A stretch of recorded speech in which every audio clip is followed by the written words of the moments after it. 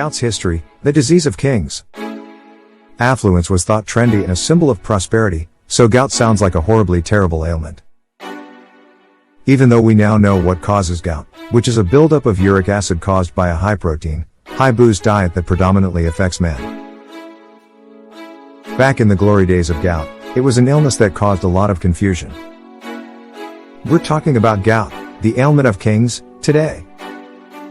But before we dive in, make sure to follow the Could Be Anything channel. Prepare your anti-inflammatory medications now. Gouging is our plan. From the Mayo Clinic, gout is an arthritic disorder characterized by sudden and severe outbreaks of pain, swelling, redness, and tenderness in joints, most commonly the joint at the base of the big toe. It's no surprise, then, that persons with gout describe the ailment as agonizing with affliction. Physician Thomas Sydenham claimed in the late 17th century that gout was so excruciatingly painful that it could not bear the weight of one's garments or the shaking of a room from a person walking swiftly through it. Gout was painful as defined by today's terminology. It was so excruciating that one couldn't wear clothes or be in a room with others running around. Thomas, take your impatient pacing elsewhere. The feeling of gout, according to Thomas, is similar to that of a dislocated bone, which is not a good situation for a bone to be in. Reverend Sidney Smith characterized his gout flare-ups as walking on eyeballs in the 19th century. So, yes, good luck with getting that lovely image out of your head. The king's disease. Gout, like Robin Hood, was considered to target the wealthy. Gout was associated with luxurious foods and strong wine consumption from Hippocrates' early descriptions, a diet only the wealthy could afford. Therefore, gout became known as the sickness of kings and even became a humble brag, depicted as desirable because it was an obvious if not unpleasant and disgusting sign of affluence. Poor people were left out of gout's great time. A writer said in a 1900 comment in the London Times that whereas the common cold is well known, gout appears to quickly boost the patient's social prestige, implying that gout sufferers were the first influencers of their day. #GoutLife, #Meatfoot. Kittens as cure. Gout medical therapies spanned the gamut, making no logical sense at all. It looked like a lot of tossing darts against the wall and seeing what stayed, from acupuncture in ancient China to devouring autumn crocuses and the Byzantine Empire. In a 1518 medical book with a horrifying formula for enhanced health, however, the oddest medicine of them all came to light. Take a bite out of a fluffy kitty. Roast a fat, old goose and stuff it with chopped cats, lard, incense, wax, and rye flour, according to physician Lawrence Fry's on the level gout cure recipe. No, but we're not through yet.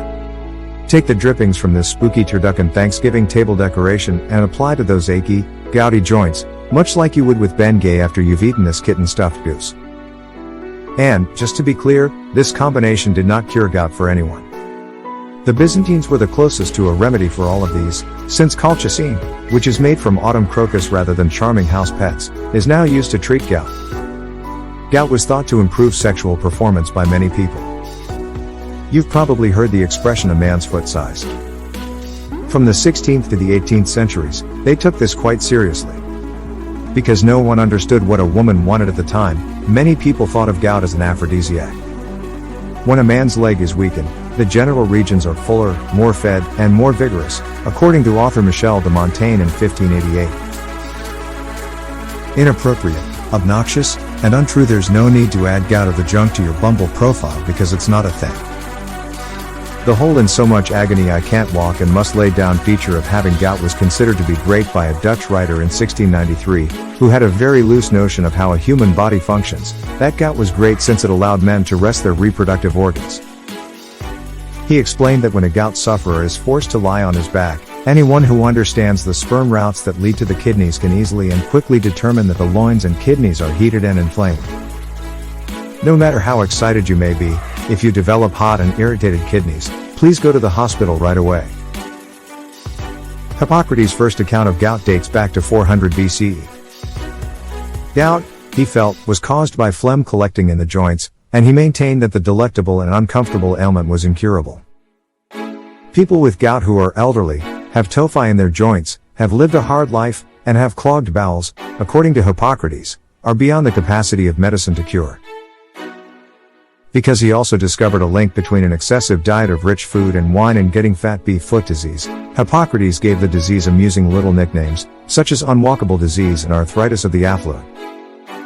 Gout was dubbed foot grabber by the ancient Greeks. For generations, Gout's fondness for feet was the most obvious and commonly acknowledged characteristic.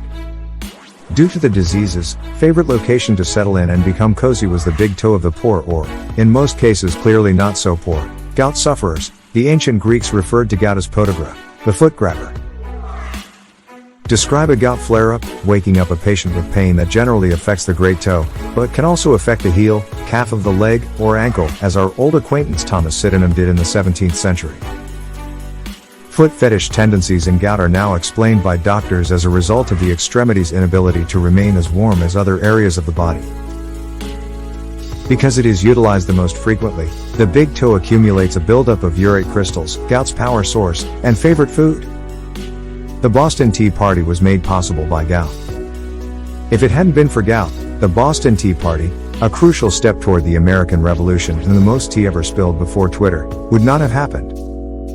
During the parliamentary debate of the Stamp Act in 1764, William Pitt the Elder, Britain's top statesman, was suffering from a gout flare-up. Pitt attempted to overturn the statute once he was better, claiming that Americans are the sons of England, not the bastards. They have the right to common representation as subjects and cannot be compelled to pay taxes without their permission. Once again, Pitt was unable to attend another parliament meeting, where MPs voted to levy a high tax on tea shipped to the American colonies, which resulted in individuals spilling tea into the river over a boat to inform the English where their higher tax tea should be placed. The Boston Tea Party may never have happened if Pitt had been there to argue his case. Gout plagued Henry VIII and Benjamin Franklin. Henry VIII was a hot-tempered murdering king who got rid of a couple of wives and was preoccupied with his lack of a male heir, on whom we recently created a video. But did you know he had gout as well? Yes, but he was far from the only king to suffer from the illness of kings. Piero di Cosimo, the monarch of the Florence Medici, was so ill with gout that he was brutally dubbed Piero the Gouty by a less delicate society than we have now. Benjamin Franklin, too, was afflicted by the disease. Madam Gout, what have I done to deserve these awful sufferings? Benji, the giant gout baby, penned a letter to his beloved disease. Gout responded to him in writing several things. You've eaten and drank too liberally, and you've indulged your legs in their indolence too much. You can make fan fiction about your crippling and chronic sickness if you want to, but that's insane, old Ben Franklin. When Charles V was struck by gout, it changed history.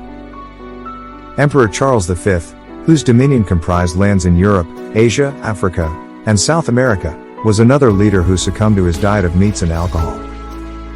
Charles was a gout boy, but not like the one who changed history. He was a gout boy who changed the path of history.